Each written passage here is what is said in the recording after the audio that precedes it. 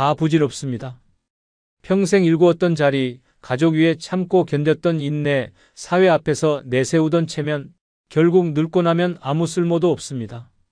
자식은 각자 삶에 치이고 친구는 하나둘 떠나고 손에 남는 건 약봉지와 진료 예약 문자뿐입니다. 아무도 찾지 않는 집, 대답 없는 메시지. 그제야 깨닫습니다. 노년은 결국 나 자신을 지키는 시간이었습니다.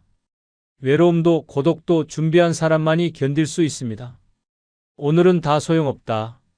노년에 5가지 갖추고 혼자 살면 최고다를 주제로 이야기하겠습니다. 좋아요 누르시면 지금 시작하겠습니다. 첫 번째로 지켜야 할 것은 경제적 독립을 절대 놓지 않는 것입니다. 노년의 모든 비극은 돈에서 시작됩니다. 자식에게 맡긴 통장, 사위에게 넘긴 집, 믿었던 사람에게 쥐어준 인감도장 하나가 인생을 송두리째 무너뜨립니다. 사랑해서 준 것도 믿어서 맡긴 것도 결국엔 다 돌아오지 않는 상처가 됩니다. 자식은 돈이 있을 땐 고개를 숙이고 돈이 떨어지면 전화를 끊습니다. 사람들은 말합니다. 돈이 다가 아니야. 틀렸습니다. 노년엔 돈이 전부입니다. 병원에 갈 돈, 밥을 사 먹을 돈, 내 이름으로 된 집 한 채. 이것만 있으면 누구에게도 눈치 보지 않고 살 수 있습니다. 문제는 많은 이들이 내 새끼니까, 내가 늙으면 돌봐줄 거니까 하는 착각에 빠진다는 점입니다. 착각이 끝나고 남는 건 돌아서 버린 가족과 바닥난 잔고뿐입니다. 사랑은 배신할 수 있지만 통장은 배신하지 않습니다. 내 손에 있는 돈만이 나를 배신하지 않습니다. 명심해야 합니다. 돈을 잃는 순간 당신의 존재감도 함께 사라집니다. 모진 말 같지만 현실입니다. 늙은 부모에게 자식이 주는 관심은 결국 부모가 가진 것의 유효기간입니다. 돈이 끊기면 효심도 끊깁니다. 말 한마디 함부로 못하고 아프다는 말조차 조심스러워지는 순간이 옵니다. 그래서 절대 경제권을 포기해선 안 됩니다. 누구에게도, 심지어 가족에게도. 경기도 분당에 살던 71세 이정분 씨의 사례는 우리 모두에게 경고장을 던집니다. 이 씨는 평생을 교직에 몸담고 자식 둘을 대학까지 보내며 모든 것을 바쳤습니다. 퇴직 후 받은 퇴직금 2억 원과 본인 명의의 아파트를 큰아들에게 모두 넘겨주었습니다. 아들이 사업을 시작하며 담보가 필요하다고 했고 이 씨는 아무 의심 없이 도장을 찍었습니다. 우리 아들이니까 괜찮아. 잘 되면 나중에 더 잘해주겠지. 그러나 사업은 1년 만에 부도가 났고 집은 경매로 넘어갔습니다. 이후 이정분 씨는 월세 45만 원짜리 반지하로 이사했습니다. 몸이 약해지자 의료비도 감당하기 어려워졌고 자식들은 각자 사정이 어렵다며 연락을 끊었습니다. 혼자 외출하다가 넘어져 갈비뼈가 부러졌지만 병원에 실려가면서도 가장 먼저 든 생각은 이 돈, 병원비로 다 날아가겠구나였습니다. 병실에서 울면서 간호사에게 한 말은 이렇게 남습니다. 내가 그때 도장만 안 찍었어도. 이 씨는 지금도 새벽마다 구청에서 주는 도시락을 기다립니다. 과거엔 누군가의 자랑스러운 엄마였고 당당한 선생님이었지만 지금은 누구에게도 기대지 못하는 노인이 되었습니다. 자식에게서 받은 유일한 문자 한 통엔 이렇게 적혀 있었습니다. 엄마, 이제 그만 나 좀 놓아줘. 경제적 독립은 단지 돈의 문제가 아닙니다. 그건 곧 나의 존엄입니다. 지갑이 열려 있어야 말도 편하게 하고 아프다고도 말할 수 있습니다. 통장이 잠겨 있어야 사람들의 진심도 보입니다. 노년을 후회하지 않으려면 절대 누구에게도 돈을 맡기지 마십시오. 지킬 수 있는 건 오직 내 손에 남은 돈뿐입니다. 그리고 그 돈은 당신이 혼자 살아갈 수 있는 유일한 무기입니다. 두 번째로 지켜야 할 것은 남과 비교하지 않는 강심장을 갖는 것입니다. 노년을 가장 초라하게 만드는 건 내 인생이 아니라 남의 인생을 쳐다보며 사는 그 눈입니다. 누구는 자식이 외제차 뽑아줬다더라. 누구는 매달 생활비를 꼬박꼬박 받는다더라. 누구는 제주도에 별장을 샀다더라. 그 말 한 줄에 자존심이 무너지고 괜히 내 인생이 초라하게 느껴지기 시작합니다. 그런데 그 입에서 나온 말, 과연 전부 사실일까요? 아닙니다. 절반은 부풀린 거짓이고 절반은 비교를 유도하기 위한 자랑입니다. 진짜 행복한 사람은 자랑하지 않습니다. 자랑하는 사람은 늘 허기집니다. 문제는 이런 비교가 곧 스스로에 대한 학대로 이어진다는 점입니다. 나는 왜 저렇게 못 살까? 나는 왜 자식에게 집만 될까? 나는 도대체 뭘 잘못했을까 하는 끝없는 자책 속에서 사람은 늙는 것이 아니라 무너집니다. 인생은 계좌 잔고나 자식 직업으로 평가할 수 없습니다. 얼마나 버티고 얼마나 즐기고 얼마나 내 삶을 사랑했느냐로 남는 것입니다. 그러나 이 간단한 진리를 모르는 채 많은 노인들이 남의 SNS를 들여다보며 오늘 하루를 우울하게 시작합니다. 누군가는 바닷가에서 웃고 있고 누군가는 손주와 케이크를 자릅니다. 그리고 나는 혼자 집에서 혼잣말을 합니다. 나는 왜 저런 날이 없을까? 하지만 진실은 이렇습니다. 그들은 당신이 생각하는 만큼 행복하지 않고 당신은 당신이 생각하는 만큼 불행하지 않습니다. 그 차이를 깨닫는 순간부터 노년의 삶은 달라집니다. 비교하지 않으면 불행도 없습니다. 비교하지 않으면 지금 가진 것도 귀해집니다. 옷장에 접힌 따뜻한 내 옷 한 벌, 물 한 컵 마실 수 있는 건강, 배달앱 없이 끓여 먹는 라면 한 그릇, 그 모든 게 비교만 없으면 충분히 가치 있고 충분히 따뜻한 삶입니다. 서울 상계동에 사는 68세 안미자 씨는 동네 아파트 복도에서 자주 마주치는 김 여사 때문에 마음에 병이 생겼습니다. 김 여사는 자식 자랑이 유별났습니다. 우리 딸은 미국에 살아서 1년에 2번씩 비행기 태워줘요. 우리 아들은 명절 때마다 금팔찌를 사다 줘요. 안 씨는 처음엔 그 말을 듣고도 웃으며 넘겼지만 어느 순간부터 자신이 초라해졌습니다. 결혼도 안 하고 사는 막내딸, 연락 뜸한 아들, 월세 60만 원짜리 반지하. 남들과 비교하자 자존감은 바닥으로 떨어졌고 혼자 밥 먹는 일이 두려워졌습니다. 김 여사가 자랑을 할수록 안 씨는 고개를 숙였습니다. 그러던 어느 날 김 여사의 딸이 찾아왔습니다. 엘리베이터 앞에서 전화로 언성을 높이며 말다툼을 하고 있었습니다. 엄마, 제발 그만 좀 하라고요. 나 지금 이혼 직전이에요. 미국 간 것도 도피였고요. 남 앞에서 자랑 좀 하지 마세요. 그 장면을 본 안 씨는 말없이 집으로 올라갔습니다. 그날 저녁 처음으로 밥을 지었습니다. 라면도 찌개도 아니고 직접 쌀을 씻고 고등어를 구웠습니다. 그리고 자기 자신에게 말했습니다. 나는 나대로 잘 살고 있었구나. 그 이후 안 씨는 김 여사의 자랑을 들을 때마다 속으로 이렇게 말합니다. 당신도 나처럼 힘들겠지. 비교를 멈추는 순간 안 씨의 표정이 바뀌었습니다. 무너졌던 어깨가 펴졌고 거울을 보며 머리카락에 핀도 꽂기 시작했습니다. 남의 삶은 남의 것일 뿐 나의 인생은 비교 대상이 아니라 내 손으로 꾸며야 할 작품입니다. 비교를 끊는 순간 외로움도 작아집니다. 비교하지 않으면 오늘의 밥상도 감사하게 보입니다. 지금 당신에게 가장 필요한 건 부자 친구가 아니라 남과 비교하지 않는 당신만의 강심장입니다. 세 번째로 지켜야 할 것은 누구에게도 감정 쓰레기통이 되지 않는 결단력입니다.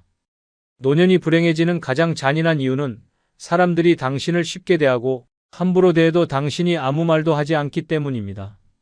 자식이 짜증을 내도 며느리가 무례해도 친구가 함부로 말을 해도 그래, 나이든 내가 참아야지. 그렇게 스스로를 감정 쓰레기통으로 전락시키며 견딥니다. 하지만 그 순간부터 당신은 존중받지 못합니다. 사람이 아닌 편한 대상이 되는 순간 마음의 문은 닫히고 무시와 냉대가 시작됩니다. 감정을 받기만 하고 풀지 못한 채 쌓이면 그건 병이 됩니다. 당뇨보다 무서운 병, 우울입니다. 몸이 아픈 건 약이라도 먹지만 마음이 찢어지면 아무도 모릅니다. 매일 울어도 누구도 묻지 않습니다. 왜 그러냐는 말은커녕 또 왜 그래? 라는 짜증만 돌아옵니다. 그렇게 감정은 버려지고 당신의 존재도 함께 버려집니다. 단호해져야 합니다. 당신은 쓰레기통이 아닙니다. 누구의 짜증을 받아낼 이유도 누구의 분풀이 대상이 될 이유도 없습니다. 나이 들수록 더 당당해야 합니다. 감정적으로 휘두르는 사람에게 그 말은 나한테 상처가 됩니다. 라고 관계를 끊는 한이 있더라도 말할 수 있어야 합니다. 침묵은 미덕이 아니라 자기학대입니다. 감정의 무단 투기를 허락하는 순간 당신의 인생도 무단 침입을 당합니다. 부산 해운대에서 홀로 사는 70세 김봉혜 씨는 몇 년 전까지 큰딸 부부와 함께 살았습니다. 딸이 경제적으로 어렵다는 말에 흔쾌히 자신 명의의 집으로 들였고 방 하나를 내주었습니다. 처음엔 감사하다며 조심스럽던 사위가 어느 순간부터 술에 취해 귀가하더니 김 씨가 차려준 밥을 보고 이런 걸 먹으라고 줘요? 라고 내뱉었습니다. 김 씨는 그날도 아무 말 못했습니다. 며칠 뒤 김 씨는 거실에서 손녀에게 혼나는 장면을 보았습니다. 할머니 또 TV 크게 틀었네. 좀 조용히 해요. 그 순간 김 씨는 깨달았습니다. 이 집에서 자신은 아무도 존중하지 않는 존재였다는 것을. 김 씨는 그날 밤 혼자 이불 속에서 울며 결심했습니다. 나 이제 이런 취급 안 받고 살 거야. 다음 날 아침 조용히 방을 정리하고 새로 구한 오피스텔로 짐을 옮겼습니다. 이사하던 날 아무도 배웅하지 않았습니다. 엘리베이터 안에서 박스를 들고 서 있던 김 씨는 스스로 중얼거렸습니다. 그래도 이제는 내 감정이 나를 해치지 않게 할 거야. 새로운 집에 도착한 첫날 조용한 공간에 앉아 따뜻한 차를 끓이며 김 씨는 이렇게 말했습니다. 이제는 나도 나를 존중하면서 살 겁니다. 그 후로 김 씨는 전화가 와도 자신의 기분을 해치는 말에는 명확히 말합니다. 그 말은 듣고 싶지 않네요. 점점 전화는 줄었지만 이상하게도 삶은 더 평화로워졌습니다. 김 씨는 이렇게 말합니다. 사람은 많을수록 좋은 게 아니라 내 감정을 해치지 않는 사람이 곁에 있는 게 좋은 겁니다. 감정을 무조건 받아주는 삶은 지옥입니다. 관계는 배려로 유지되지만 감정의 일방적 쓰레기 투척은 폭력입니다. 늙어서도 사람이 사람답게 살기 위해선 절대 누구의 감정 하수구가 되어선 안 됩니다. 조용히 단호하게 그만하자고 말하는 용기 하나면 그 어떤 악성 스트레스도 당신을 무너뜨릴 수 없습니다. 노년의 품격은 거절에서 시작됩니다. 당신의 감정은 보호받을 자격이 있습니다. 네 번째로 지켜야 할 것은 무조건적인 가족 책임감에서 벗어나는 결단입니다. 노년을 질식시키는 족쇄는 돈도 병도 아닙니다.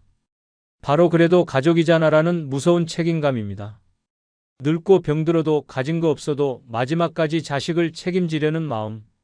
그 미련이 노년의 평온을 무너뜨립니다. 자식이 실패해도 며느리가 도망가도 손주가 무례해도 내 자식인데 어떻게라며 스스로를 희생합니다. 그러나 기억해야 합니다. 당신의 헌신은 당연한 게 아니며 가족이라는 이름은 절대 무조건적인 희생의 이유가 되어선 안 됩니다. 자식은 성인이 되면 각자의 인생을 책임져야 합니다. 그런데 많은 부모는 자식을 끝까지 끌어안으려 합니다. 생활비를 대주고 보증을 서고 감정의 쓰레기까지 받아냅니다. 그렇게 한 번 더 도와주다 보면 당신의 노후는 사라지고 남는 건 외면당한 상처뿐입니다. 그리고 가장 잔인한 순간은 바로 그렇게 다 내줬는데도 고마움이 아닌 원망을 듣는 그날입니다. 왜 이렇게밖에 못 살게 만들었느냐는 그 한마디가 당신의 인생을 모조리 부정합니다. 가족은 책임이 아니라 선택입니다. 평생 쥐고 있었던 가족이니까라는 착한 미련을 내려놓을 때 비로소 당신 삶은 시작됩니다. 이제는 누군가를 키우는 인생이 아니라 나를 지키는 인생이 되어야 합니다. 가족이라는 이유로 무조건 끌려가지 말고 따져야 합니다. 내 삶에 도움이 되는가, 나를 존중하는가, 나를 아끼는가. 그 기준이 없다면 그것은 가족이라는 이름의 감옥일 뿐입니다. 대전 유성구에 사는 73세 강찬호 씨는 세 아들을 두고 있었습니다. 모두 결혼했고 각자 가정을 꾸렸지만 이상하게도 자주 찾아오는 건 돈이 필요할 때뿐이었습니다. 첫째는 투자 실패로 빚을 지고 둘째는 사업을 하겠다며 집담보대출을 요구했습니다. 막내는 직장을 그만두고 유튜브를 하겠다고 했습니다. 강 씨는 그래, 내가 도와줘야지라는 생각에 결국 자신 명의의 집을 담보로 대출을 받고 모아둔 돈도 거의 다 자식들에게 내줬습니다. 문제는 그때부터였습니다. 첫째는 연을 끊었고 둘째는 연락이 뜸해졌고 막내는 종종 전화로 나 때문에 힘들지? 라는 말만 남긴 채 바빴습니다. 그 모든 순간 강 씨는 아무 말도 하지 않았습니다. 그래, 아버지니까 내가 참아야지. 그런데 어느 날 고관절 수술을 앞두고 자식들에게 연락을 했지만 돌아온 건 이번 달은 좀 힘들다는 대답뿐이었습니다. 결국 강 씨는 보호자 없는 병동에 혼자 입원했습니다. 수술 후 마취가 덜 깬 채 침대에 누워 천장을 바라보며 그는 이렇게 말했습니다. 내가 도대체 뭘 위해 살아온 거지? 회복 후 그는 조용히 아들 셋의 번호를 차단하고 경북 문경으로 내려갔습니다. 작은 전원주택 하나를 빌려 직접 밥을 해먹고 텃밭을 일구며 스스로를 돌보기 시작했습니다. 그리고 동네 작은 도서관에서 자원봉사를 하며 사람들과 소통하며 지냈습니다. 몇 달 후 막내가 겨우 연락해 찾아왔습니다. 강 씨는 단호하게 말했습니다. 이젠 내 인생을 살려고 해. 아버지니까 이제 그 말은 나에게 그만하자. 아들은 멈칫했고 눈치를 보다가 돌아갔습니다. 그날 밤 강 씨는 혼자 술 한 잔을 따르며 말했습니다. 이제야 진짜 가족이 뭔지 알겠구나. 날 아끼는 사람이 진짜 가족이지. 자식은 중요합니다. 가족은 소중합니다. 하지만 그 소중함이 당신 삶을 삼킨다면 이제는 끊어내야 합니다. 노년을 위해 진짜 필요한 건 누군가를 책임지는 인생이 아니라 나를 지키는 결단력입니다. 그래도 가족이잖아라는 말에 무너지지 마십시오. 당신은 이제 당신 자신을 가장 먼저 생각해도 되는 사람입니다. 그것이 혼자 살아도 외롭지 않은 삶의 시작입니다. 5번째로 지켜야 할 것은 혼자 있는 시간을 즐길 수 있는 정신력입니다. 노년의 진짜 적은 병이 아닙니다. 외로움도 아닙니다. 혼자 있지 못하는 마음입니다. 조용한 집안에 있으면 허전해서 TV를 틀고 창밖을 멍하니 보다 문득 전화기를 바라보다가 한숨을 쉽니다. 누구라도 좋으니 누가 좀 불러줬으면 찾아와줬으면 그렇게 타인의 그림자를 기다리며 하루를 버팁니다. 그런데 그 그림자는 오지 않습니다. 자식은 바쁘고 친구는 멀어졌으며 사회는 이미 당신을 조용히 뒤로 밀어냈습니다. 그제야 깨닫습니다. 혼자 있는 시간이 고통이 아닌 사람만이 노년을 우아하게 살 수 있다는 사실을. 불행은 늘 그 틈에서 들어옵니다. 외로움이란 틈. 그 틈을 견디지 못하면 이상한 사람들과 엮이고 엉뚱한 곳에 돈을 쓰며 낯선 이에게 기대게 됩니다.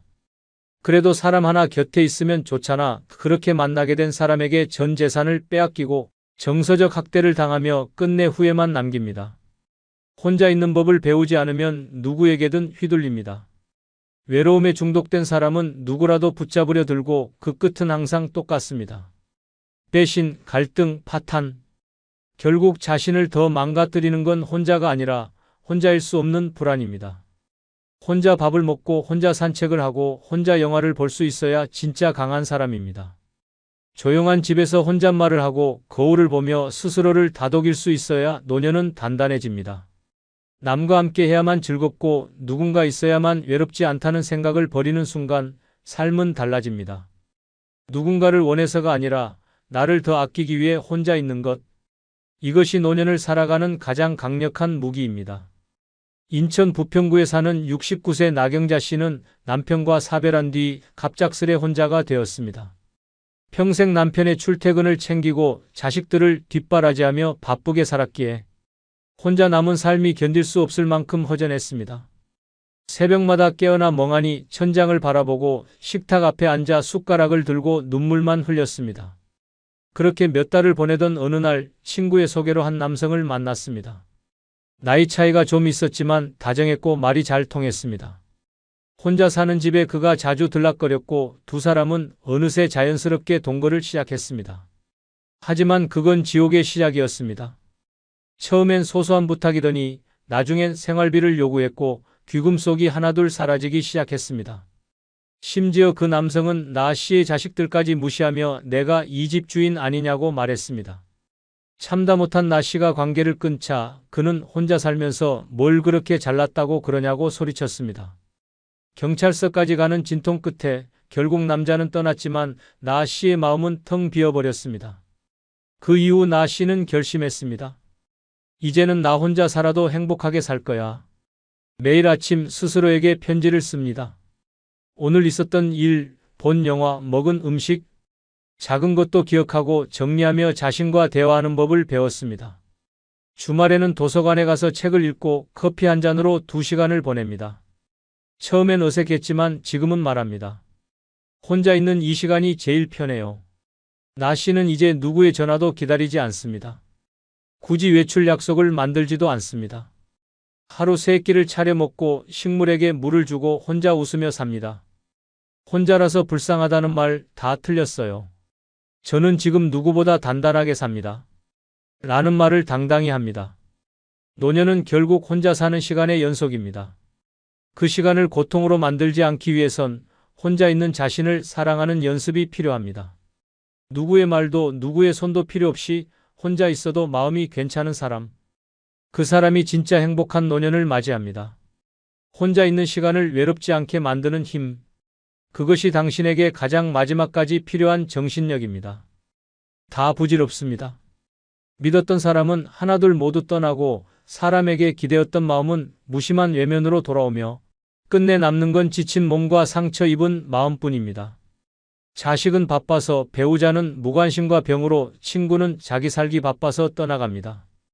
평생 착하게 참으며 희생하며 살았지만 노년에 돌아오는 건 아무도 묻지 않는 안부와 썰렁한 거실의 TV 소리뿐입니다. 이제는 착하게만 살던 인생을 멈춰야 할 때입니다. 노년은 눈치 보는 시간이 아니라 내 삶을 지키는 싸움의 시간입니다. 오늘은 늙어 독하게 살아야 하는 5가지 이유를 주제로 한 영상입니다. 구독과 좋아요 누르시면 지금 시작하겠습니다.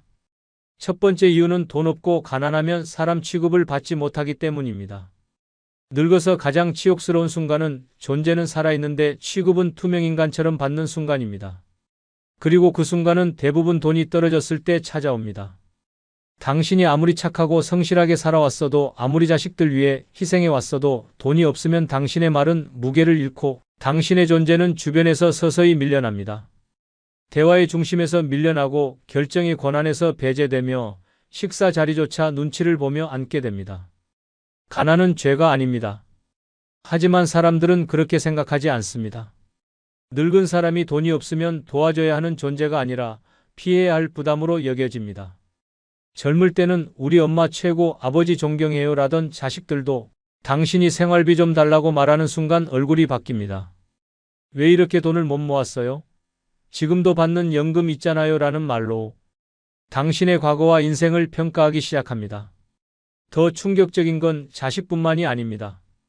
친척도, 이웃도, 심지어 같이 지내던 사람들도 당신의 경제력에 따라 태도를 바꿉니다. 병원에서 대기할 때도, 공공기관에 상담받으러 갈 때도 돈 있는 노인은 고객이 되고 돈 없는 노인은 대상자로 취급받습니다. 미소조차 억지로 건네는 차가운 시선 속에서 당신은 말없이 작아지고 맙니다. 그래서 늙어서 독하게 살아야 합니다. 누가 챙겨주길 기대하지 않고 내 돈, 내 집, 내 명의를 철저히 지켜야 합니다.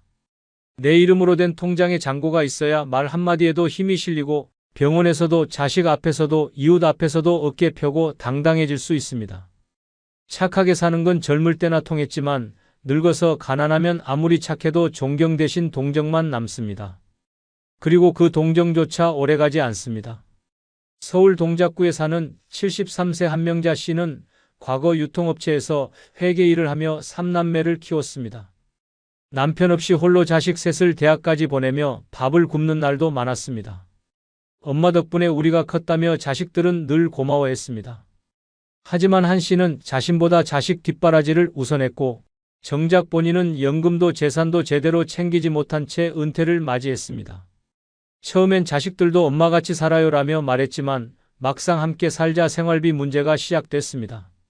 한 씨는 매달 30만 원씩만 생활비로 쓰겠다고 했지만 며느리는 요즘 전기세, 식비 장난 아닌데라며 얼굴을 굳혔습니다. 몇 달 후 한 씨는 조심스럽게 말했다고 합니다. 내가 어디 알바라도 나가볼까? 그 말에 아들은 대답 대신 방으로 들어가 버렸습니다. 결정적인 날은 손주의 생일이었습니다. 한 씨는 용돈 5만 원을 준비했지만 케이크 앞에서 며느리는 작은 목소리로 말했습니다. 할머니가 요즘 사정이 안 좋으셔서 이번엔 그냥 마음만 받자. 한 씨는 그 자리에 얼어붙었습니다.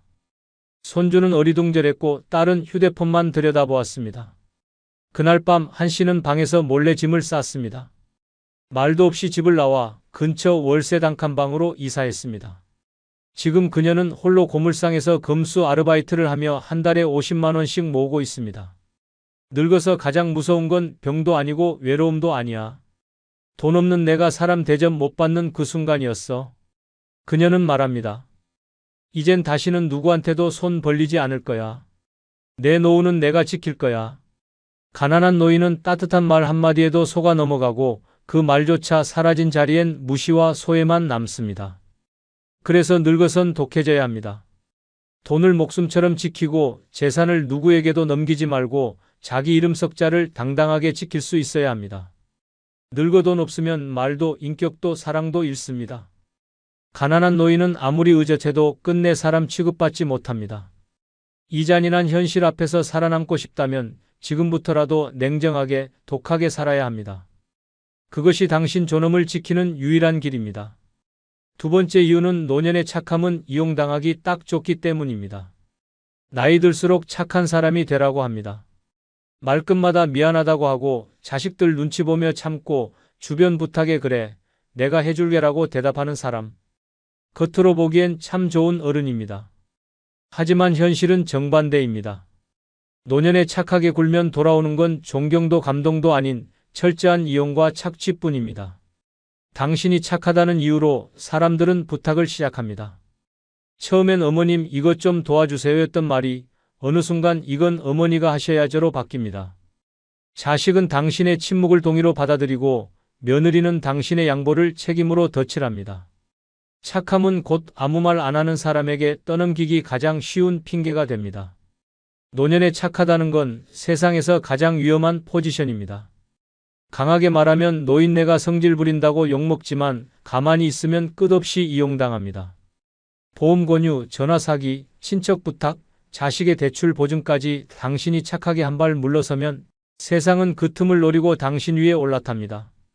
이용당한 뒤에 남는 건 후회와 비참함 뿐입니다.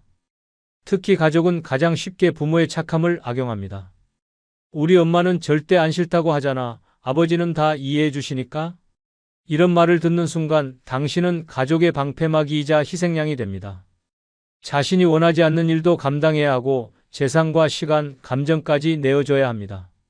그리고 나중에 남는 건 차가운 거리감과 그래도 내가 언제 힘들게 했냐는 뻔뻔한 말뿐입니다. 그래서 노년에는 착하면 안 됩니다. 필요할 땐 거절하고 불편하면 불편하다고 말하고 감당 못할 일에는 단호히 선을 그어야 합니다. 그건 내가 안 할 거야. 이 한마디가 당신을 지켜주는 유일한 무기입니다. 착한 노인은 모두에게 좋은 사람이 될 수는 있어도 정작 본인 인생에서는 언제나 뒷전으로 밀립니다. 경기도 수원에 사는 75세 이복래 씨는 평생을 참 좋은 엄마로 살아왔습니다. 자식 셋을 혼자 키우며 아무리 힘들어도 애들한텐 싫은 소리 말자는 생각으로 살아왔고 주변 사람 부탁에도 늘 괜찮아요, 해드릴게요 하며 몸을 내주었습니다. 누구에게나 참 착한 사람이었지만 정작 이 씨 본인의 삶은 텅 비어 있었습니다. 남편이 떠난 후 큰아들이 엄마 잠깐만 우리 집에서 지내자고 말했고 이 씨는 당연히 좋다고 대답했습니다. 그런데 잠깐은 3년이 되었고 그동안 이 씨는 손주 돌봄, 집안일, 식사 준비까지 전담하며 살았습니다. 하루는 이 씨가 조심스럽게 말했습니다. 나도 이제 혼자 살아보고 싶다. 방을 좀 알아보려 해. 그 말에 돌아온 큰며느리의 반응은 싸늘했습니다. 어머니, 지금 나가시겠다는 건가요? 저희 애 맡아달라고 부탁드린 것도 아닌데요. 그 말을 듣고 이 씨는 깨달았습니다. 내가 스스로 들어왔고 스스로 참았고 스스로 착한 엄마 역할을 해왔다는 걸. 그리고 바로 다음 날 짐을 쌌습니다. 미안하다는 말 대신 이제는 내 인생 좀 살아보려 한다는 메모를 남기고 나왔습니다. 지금 이복래 씨는 정부 지원 임대 아파트에 살며 동네 문화센터에서 그림을 배우고 있습니다. 그녀는 말합니다. 내가 그렇게 착하게 살았는데 마지막엔 고맙단 말 한마디 못 들었어요. 이제는 누구한테도 착한 사람 안 할 거예요. 내가 나한테는 좀 독해질 겁니다. 노년의 착함은 미덕이 아니라 무방비 상태를 뜻합니다. 모든 걸 참고 견디는 순간 사람들은 고마워하지 않고 더 많이 요구합니다. 그리고 결국 당신은 모든 걸 내어준 채 혼자 남습니다. 그래서 늙어선 착해선 안 됩니다. 예의는 지키되 자존은 지켜야 합니다. 선한 얼굴 뒤에 단단한 울타리를 세우지 않으면 당신 인생은 타인의 편의 속에 파묻혀 사라집니다. 지금부터라도 독해져야 합니다. 그래야 끝까지 무너지지 않습니다. 세 번째 이유는 세상은 약자에게 절대 친절하지 않기 때문입니다. 사람들은 말로는 어르신 먼저 하세요. 나이 드신 분은 존경해야죠 라고 떠듭니다. 하지만 실제 세상은 다릅니다. 힘없는 노인에겐 존경이 아닌 무시가 돌아오고 도움이 필요한 순간엔 알아서 하세요라는 싸늘한 시선이 쏟아집니다. 나이 들었다는 이유로 양보받는 시대는 끝났습니다. 지금은 늙고 약하면 그냥 빨리 비켜야 할 존재로 취급받을 뿐입니다. 지하철 좌석 앞에 서 있어도 사람들은 고개를 돌립니다. 관공서 창구에서 목소리를 내면 어르신, 여기 말고 저기로 가세요 라며 쫓기듯 밀려납니다. 병원에서도 금융기관에서도 아파트 엘리베이터 안에서도 늙은 사람의 존재는 점점 투명한 공기가 되어갑니다. 무시당하고 싶지 않다면 불쌍한 노인이 아니라 존중받을 만한 노인으로 살아야 합니다. 그리고 그건 오직 내가 나를 지킬 힘이 있을 때만 가능한 일입니다. 가장 잔인한 건 이 사회가 약한 노인을 도와주는 척하면서 결국은 철저히 배제한다는 점입니다. 복지라는 이름으로 수치심을 유발하고 보호라는 말로 통제하고 배려라는 껍데기 속에 철저한 무관심이 숨어 있습니다. 진짜 무서운 건 사람들이 약자를 연민하다가도 그 약자가 요구를 하면 불편한 존재로 낙인 찍는 속도입니다. 그래서 늙어서 약하다는 건 도움받을 기회가 아니라 쉽게 잘라낼 명분이 생겼다는 뜻입니다. 노년에 당당하게 살고 싶다면 약한 척하지 마십시오. 부탁하지 마십시오. 당연한 권리를 권리로 요구할 줄 알고 부당한 대우에 목소리 낼 수 있어야 합니다. 그것이 늙어도 꺾이지 않고 살아남는 유일한 방식입니다. 친절은 힘있는 사람에게 가고 동정은 소모되며 힘없는 약자에겐 냉정한 현실만 남습니다. 늙어서 세상이 냉정하게 보이기 시작했다면 그건 지금까지 너무 착하고 약하게 살아왔기 때문입니다. 대전 유성구에 사는 70세 조영자 씨는 남편과 사별 후 혼자 지내며 오랫동안 다니던 은행에 방문했습니다. 퇴직금 일부를 정기예금에서 적금으로 돌리려는 간단한 요청이었습니다. 하지만 창구 직원은 서류를 번갈아 보더니 말했습니다. 어르신, 요즘 이런 상품은 스마트폰으로 신청하셔야 돼요. 지점에서는 안 됩니다. 조 씨는 당황했습니다. 내가 직접 왔는데 이 자리에서 안 되는 건가요? 그 말에 직원은 대놓고 짜증을 내며 말했습니다. 그럼 앱 설치하고 오세요. 다음 분 들어오시죠. 창구에서 밀려난 조 씨는 그대로 대기실 의자에 앉아 울었습니다. 아무도 도와주지 않았고 지나가던 사람들조차 모른 척 했습니다. 다음 날 그는 지인에게 부탁해 스마트폰에 앱을 깔았지만 어떻게 사용하는지도 몰라 다시 은행을 찾았습니다. 이번에는 경비원이 앱 안 되시면 아드님한테 부탁하시는 게 나아요 라고 말했습니다. 그는 조용히 고개를 끄덕이고 집에 돌아왔습니다. 그날 이후 그는 단 한 번도 은행에 가지 않았습니다. 조 씨는 말합니다. 나는 단지 내가 번 돈을 내 마음대로 쓰고 싶었을 뿐인데 아무도 나를 사람으로 보지 않았어요. 그날 이후로 깨달았어요. 늙어서 약하면 그 누구도 당신을 도와주지 않는다는 걸. 지금 이 순간에도 수많은 어르신들이 존재감 없는 투명인간처럼 세상에서 밀려나고 있습니다. 노인은 약자라고요? 그건 단지 멀찍이서 바라볼 때의 이야기입니다. 막상 현실에서 약해지면 세상은 냉정하게 등을 돌립니다. 그래서 늙어서 살아남고 싶다면 독해져야 합니다. 강한 눈빛으로 바라보고 이건 내 권리다라고 말할 줄 알아야 합니다. 세상은 절대 약자에게 다정하지 않습니다. 눈물로 설득하려 말고 단단함으로 버티십시오. 그래야 마지막까지 사람 대접받습니다. 네 번째 이유는 말을 아끼지 않으면 후폭풍이 오기 때문입니다. 나이 들어 가장 위험한 행동은 조언이라는 이름으로 말을 멈추지 않는 것입니다. 내가 살아보니까 말이지, 그건 이렇게 해야 돼.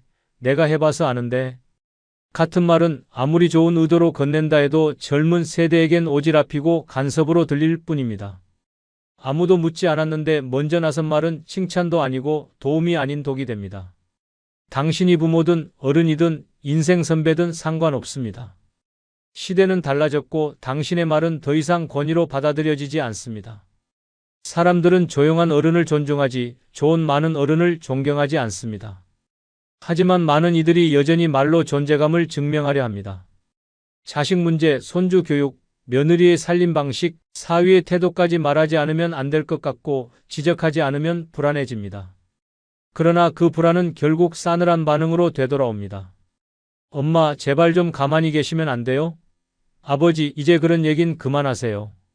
그 말 한마디에 평생 쌓아온 존엄은 무너집니다. 더 끔찍한 건 말이 쌓이면 관계가 끊어진다는 점입니다. 말 많다는 이유 하나로 외면당하고 목소리가 크다는 이유로 따돌림 당합니다. 노년은 듣기보다 말하기가 먼저 되는 순간 쓸모없는 존재로 낙인 찍힙니다.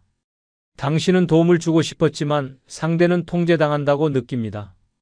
그래서 늙어서는 말보다 표정과 행동으로 말하는 법을 배워야 합니다. 침묵은 때때로 가장 강력한 메시지이며 말 없는 존중이 오히려 관계를 지켜줍니다. 충청남도 서산에 사는 74세 박현숙 씨는 남편과 사별 후 외아들 부부와 함께 살게 되었습니다. 처음엔 서로 조심하며 잘 지냈습니다. 하지만 문제는 박 씨가 집안일과 육아에 적극 나서면서 시작됐습니다. 손주가 늦게 자면 이건 부모가 교육을 잘못 시켜서 그래. 며느리가 외출하려 하면 엄마가 아이 두고 그렇게 나돌면 안 되라는 말이 나왔고, 식탁 메뉴에도 이런 음식은 소화 안 돼. 내가 해줄게라고 참견했습니다. 처음엔 며느리도 네 어머니 하며 받아줬습니다. 하지만 어느 날부터 대답이 짧아졌고 눈을 마주치지 않았습니다. 결국 아들이 말했습니다. 엄마, 우리가 알아서 할게. 그냥 좀 지켜봐줘요.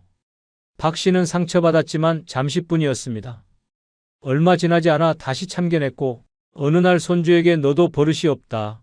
그건 안 되는 행동이야 라고 소리쳤습니다. 그날 밤 며느리는 울면서 방에 들어가 버렸고 아들은 박 씨에게 말했습니다.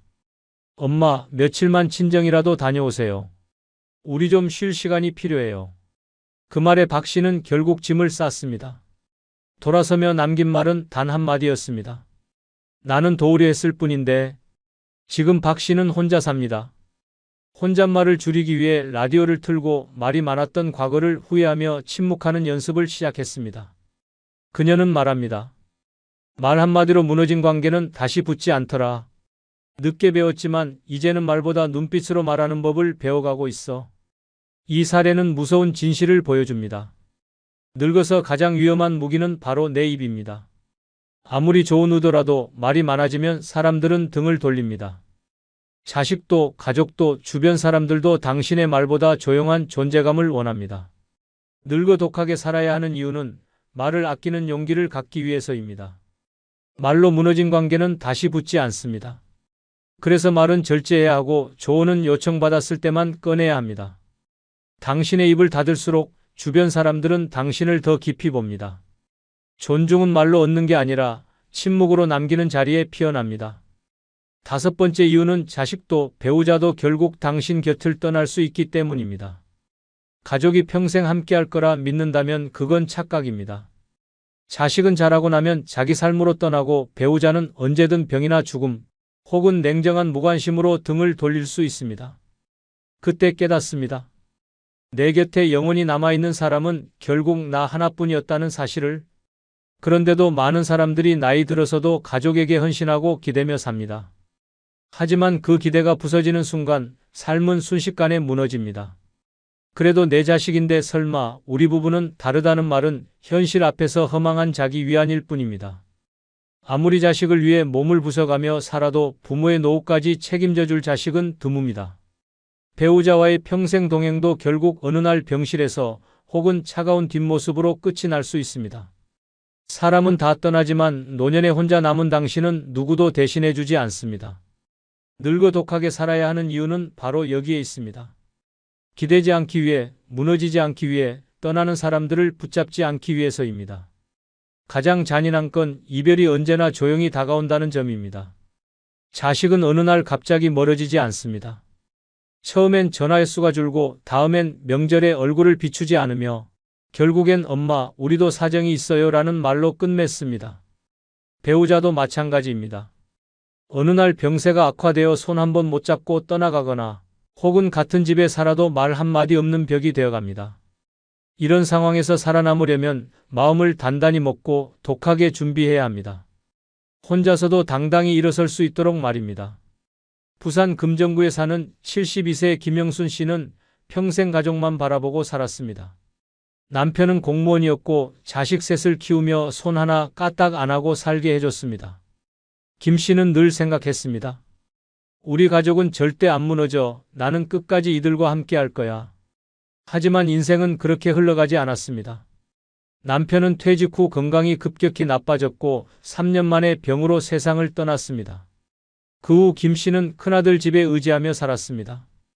처음엔 엄마, 편하게 계세요 라고 말하던 아들도 시간이 지나자 부담스러워하는 기색을 숨기지 않았습니다. 며느리는 조용히 딸꾹질하듯 반응을 보였고 손주도 점점 말을 줄였습니다. 하루는 김 씨가 식사를 하다가 그릇을 깨뜨렸는데 며느리의 얼굴이 굳으며 말했습니다. 어머니, 이젠 이런 건 그냥 저희가 할게요. 그 말 한마디에 김 씨는 깨달았습니다. 자신은 이 집의 어머니가 아니라 부담이라는 이름으로 바뀌어 있었다는 사실을. 그날 밤 김 씨는 조용히 짐을 쌌습니다. 말없이 나와 경로주택에 들어갔습니다. 그리고 거기서 마주한 건 외로움이 아니라 오히려 해방감이었습니다. 지금 김 씨는 아침마다 혼자 산책을 나가고 취미로 도예 수업을 듣습니다. 처음엔 눈물이 나서 밥을 못 넘기던 날도 많았지만 지금은 말합니다. 나는 이제야 내 인생을 살고 있어요. 누군가에게 기대는 대신 나를 지키는 법을 배웠죠. 자식도 배우자도 언젠가는 떠날 수 있습니다. 당신 곁에 끝까지 남는 건 오직 준비된 자신뿐입니다. 늙어서도 울지 않으려면, 끝까지 당당하려면 지금부터라도 독하게 살아야 합니다. 그래야 누구 하나 떠나도 무너지지 않고 걸어갈 수 있습니다. 그게 노년을 지키는 유일한 힘입니다. 며칠째 밥도 못 먹고 잠도 설친데요. 문자 하나에 기분이 천국과 지옥을 오간다며. 그 나이에 연애라니. 주변 사람들조차 말을 아끼고 있습니다. 한때의 설렘이 통제할 수 없는 감정의 소용돌이로 바뀌는 건 단 하루면 충분합니다. 사랑이라는 이름으로 포장된 이 감정은 사실 외로움과 불안을 먹고 자란 집착일 수 있습니다. 그리고 이 감정은 노년의 삶 전체를 휘청이게 만들 수 있습니다. 이번 영상은 노년의 이성적 사랑에 집착하면 안 되는 5가지 이유에 대한 영상입니다. 구독, 좋아요 누르시면 시작하겠습니다. 노년의 이성적 사랑에 집착하면 안 되는 첫 번째 이유는 노후 자금이 통째로 무너질 수 있기 때문입니다. 몇십 년을 아끼고 모은 돈, 퇴직 후 단 한 번의 실수도 없이 써야 할 노후 자금이 단 한 사람의 감정에 휘둘려 송두리째 사라질 수 있습니다. 마음을 준다는 이유로 돈도 주고 사랑이라는 이름 아래 통장을 열어주는 순간 돌이킬 수 없는 구멍이 생깁니다. 이 감정은 처음엔 작은 도움으로 시작되지만 곧 당연한 지출이 되고 반복되는 요구 앞에 이번만이라는 말이 습관이 됩니다. 그렇게 한도 없는 퍼줌은 결국 노후를 파괴하는 지름길이 됩니다. 사랑은 돈으로 살 수 없지만 감정에 빠진 사람은 그 단순한 진실조차 외면합니다. 돈이 필요하다는 말을 들으면 내가 해줄 수 있는 건 이것뿐이라며 지갑을 열고 조금만 도와달라는 부탁에는 이 정도는 괜찮겠지라며 스스로를 설득합니다. 하지만 그 조금이 반복되면 어느새 잔고는 바닥나고 눈앞에 남은 건 냉정하게 사라진 사람과 비어버린 통장뿐입니다. 더 무서운 건 감정에 빠진 상태에서는 손해를 보고 있다는 사실조차 깨닫지 못한다는 점입니다. 내가 좋아하니까, 그 사람은 나를 믿고 있으니까, 지금이 힘들 뿐, 곧 갚을 거야 같은 망상에 갇혀 명백한 사기를 애정으로 착각하게 됩니다. 자식이 경고해도 듣지 않고 친구가 말려도 넌 몰라서 그래라고 대받아치며 스스로를 고립시킵니다. 결국 남는 건 돈도 없고 관계도 없고 삶 전체를 흔들어 놓은 커다란 후회뿐입니다. 대전 유성구에 사는 1950년생 이만규 씨는 퇴직 후 매달 국민연금과 임대 수입으로 안정적인 생활을 하던 70대 초반의 남성이었습니다. 평생을 전략하며 모은 노후자금 2억 원을 정기예금으로 관리하며 자식들에게 부담 주지 않고 살겠다는 생각 하나로 성실하게 지내왔습니다. 그러던 중 근처 체육공원에서 만난 60대 후반 여성과 가까워지게 되었고 몇 번의 식사와 대화를 나눈 후 그 관계는 빠르게 감정으로 번졌습니다. 문제는 그녀가 어렵게 꺼낸 한마디에서 시작됐습니다. 사실 예전 남편이 남긴 빚이 아직도 남아있어서 생활이 조금 버거워요. 이 씨는 망설이다가 300만 원을 건넸고 그녀는 절대 잊지 않겠다고 말했습니다. 하지만 그 이후에도 그녀는 월세가 밀렸다, 병원비가 급히 필요하다, 자식한테 미안해서 말도 못한다며 몇 차례에 걸쳐 돈을 요구했고 이 씨는 점점 더 깊이 빠져들었습니다. 그녀는 매번 눈물로 감사했고 이 씨는 그 모습을 보며 이 여자는 진심이다라고 확신했습니다. 결국 1년이 지나 이 씨는 2억 원 중 절반 가까이를 그녀에게 넘겼고 더 이상 돈을 줄 수 없다고 말한 날 이후 그녀는 완전히 연락을 끊었습니다. 전화도 받지 않았고 주소라며 알려준 곳은 존재하지 않는 가짜였습니다. 이 사실이 알려지자 자식들은 격분했습니다. 도대체 왜 그런 사람에게 그렇게 줬어요? 우리한테는 단 한 번도 큰돈 쓴 적 없으면서라는 말들이 이 씨의 가슴을 갈기갈기 찢었습니다. 주변 이웃들은 노망났네, 눈이 멀면 답도 없다고 수군거렸고 그는 외출을 끊고 방 안에 틀어박히게 되었습니다.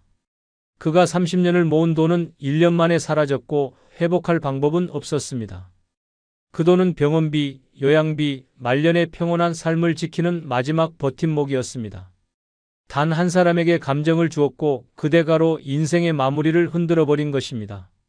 노후 자금은 사랑이 아닌 생존을 위해 쓰여야 합니다. 늦은 감정에 취해 지갑을 열기 시작하면 그 끝은 고통뿐입니다. 감정은 시간이 지나면 옅어지지만 잃은 돈과 신뢰는 다시 돌아오지 않습니다. 노년의 가장 어리석은 선택은 돈으로 마음을 사려는 것입니다. 그 누구도 당신의 희생으로 사랑을 베어주지 않으며 그 누구도 당신의 통장에 진심을 담아주지 않습니다. 노후는 다시 시작할 수 없습니다. 한 번의 착각이 모든 것을 앗아갑니다. 노년의 이성적 사랑에 집착하면 안 되는 두 번째 이유는 몸이 약해질수록 상대에게 휘둘릴 위험이 커지기 때문입니다. 나이가 들수록 몸은 느려지고 판단력은 흐려지며 외로움은 더욱 깊어집니다. 이때 누군가가 다가와 손을 잡아주고 따뜻한 말을 건네면 경계심은 무너지고 마음은 열리게 됩니다. 하지만 문제는 이 따뜻함이 언제든 지배로 바뀔 수 있다는 점입니다. 몸이 불편해질수록 의존하게 되고 의존이 깊어질수록 상대의 말 한마디, 표정 하나에도 휘둘리게 됩니다. 그렇게 관계의 주도권을 상대에게 내준 채 내 삶 전체가 조종당하게 되는 것입니다. 처음에는 단순한 배려였습니다. 무거운 물건을 들어주고 병원 동행을 해주고 약을 챙겨주는 모습이 고마웠습니다. 그런데 어느 순간부터 말투가 바뀌고 행동이 강압적으로 변해도 반항하지 못하게 됩니다. 당신 혼자 아무것도 못하잖아. 내가 없으면 어떻게 살래 같은 말에 움츠러들고 스스로 결정하지 못하는 사람이 되어갑니다. 그 순간부터 사랑이 아닌 통제가 시작됩니다. 문제는 상대가 이런 약점을 이용할 수도 있다는 것입니다. 돈 문제, 가족 문제, 건강 문제까지 손을 대기 시작하면 당하는 사람은 몸도 마음도 저항할 힘이 없어 그대로 끌려다닙니다. 결국에는 사랑이라는 이름 아래 감정과 일상을 착취당하고 자신도 모르게 고립과 피폐함 속에 빠져듭니다. 그 사람이 없으면 아무것도 못할 것 같은 착각은 나를 스스로 무너뜨리는 올가미가 됩니다. 경남 창원에 사는 1948년생 조혜분 씨는 관절염과 초기 치매 증세로 인해 평소 외출을 자제하며 지내던 여성입니다. 남편과 사별한 후 자녀는 모두 타지에 있고 일상은 조용했습니다. 그러던 중 60대 후반의 남성 씨가 말벗이 되어주며 점차 가까워졌고 자잘한 심부름부터 병원 진료 동행까지 도와주기 시작했습니다. 조 씨는 처음엔 부담스러웠지만 어느 순간부터 그가 없으면 외출 자체를 꺼리게 되었고 모든 생활을 그에게 의지하게 되었습니다. 그러나 씨는 점점 변했습니다. 그녀의 연금을 확인하더니 생활비를 자신이 관리하겠다고 했고 자녀에게 연락하지 말라고 당부하며 주변과 단절을 유도했습니다. 약속을 어기면 하루 종일 말을 하지 않았고 조 씨가 불편한 심정을 표현하면 내가 없으면 어쩌려고 그래? 라며 죄책감을 주었습니다. 조 씨는 점점 침묵했고 그의 눈치를 보며 살아가게 되었습니다.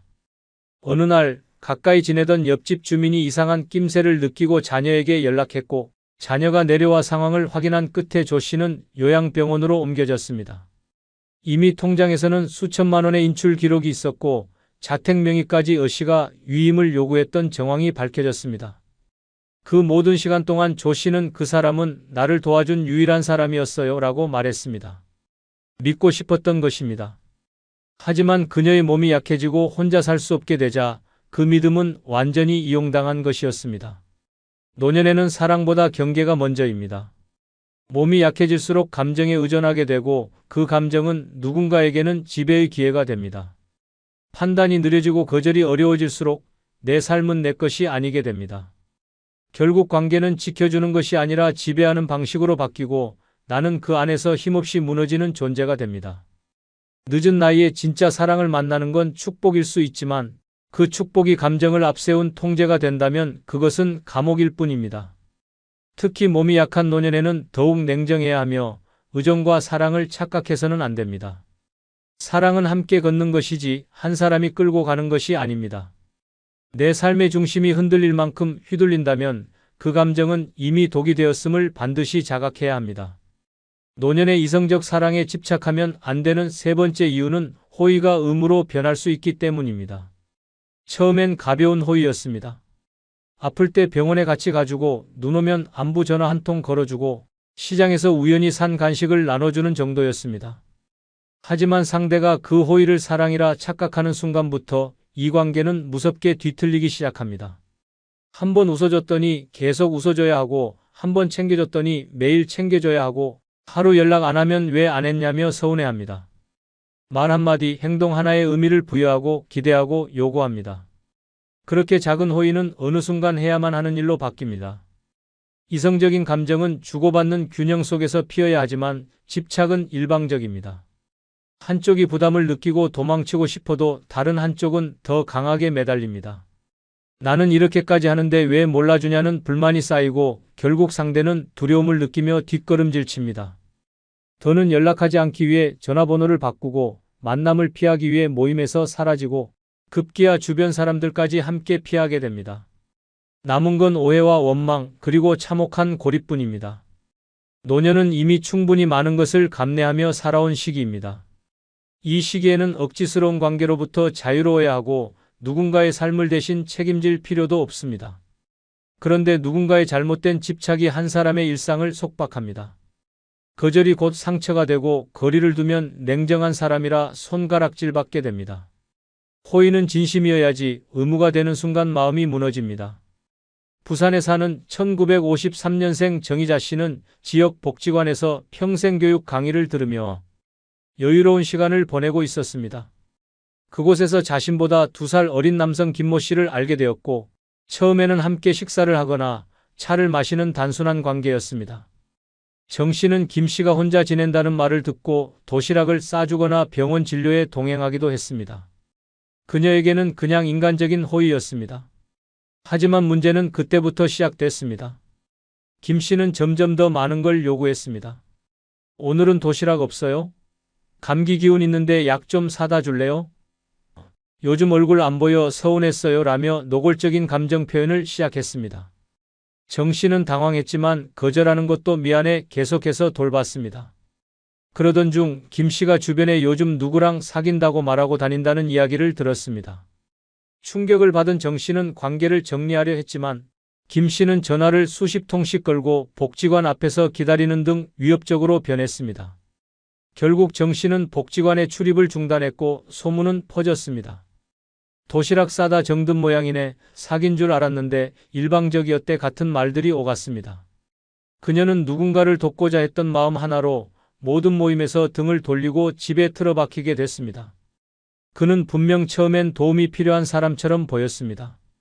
하지만 그 도움을 권리처럼 여기고 점점 그녀의 삶을 잠식해갔습니다. 이처럼 노년의 사랑은 잘못된 기대가 낳은 착각의 굴레에 갇히기 쉽습니다.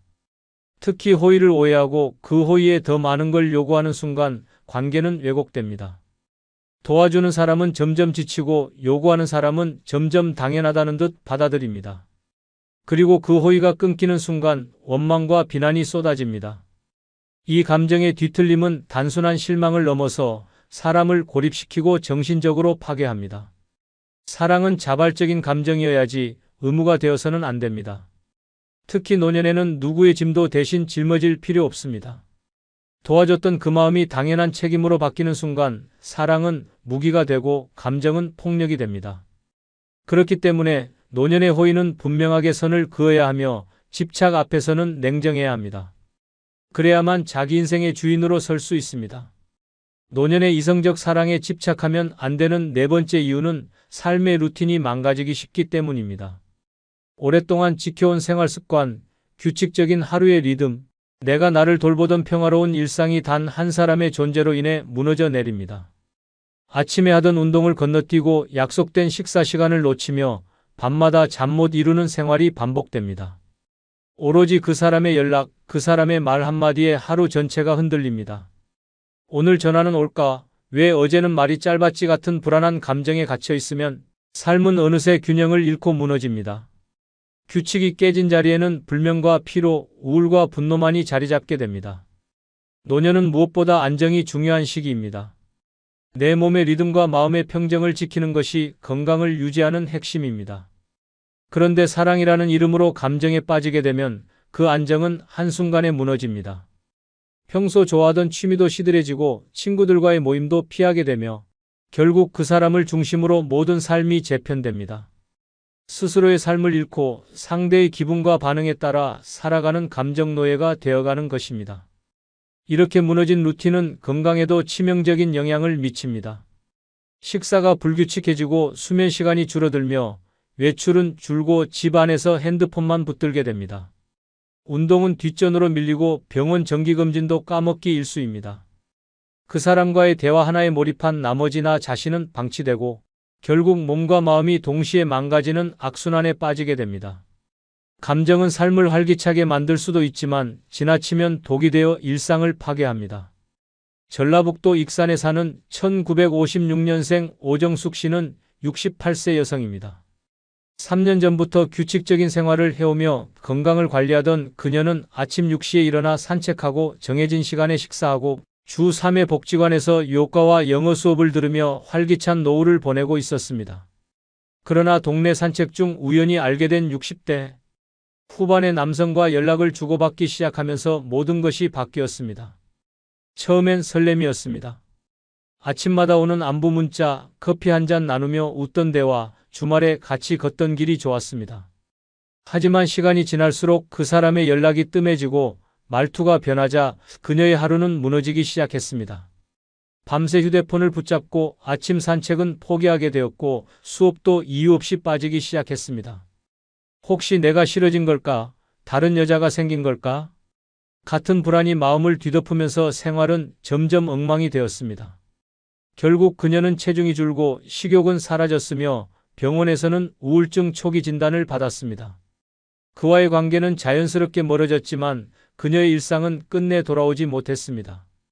약을 먹으며 억지로 잠들고 집에 틀어박혀 창밖만 바라보는 날들이 계속되었습니다.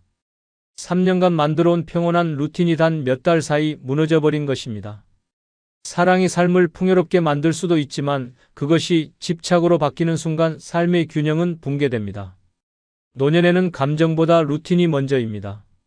흔들리지 않는 일상, 정해진 수면과 식사, 적당한 운동과 인간관계가 곧 생명줄입니다.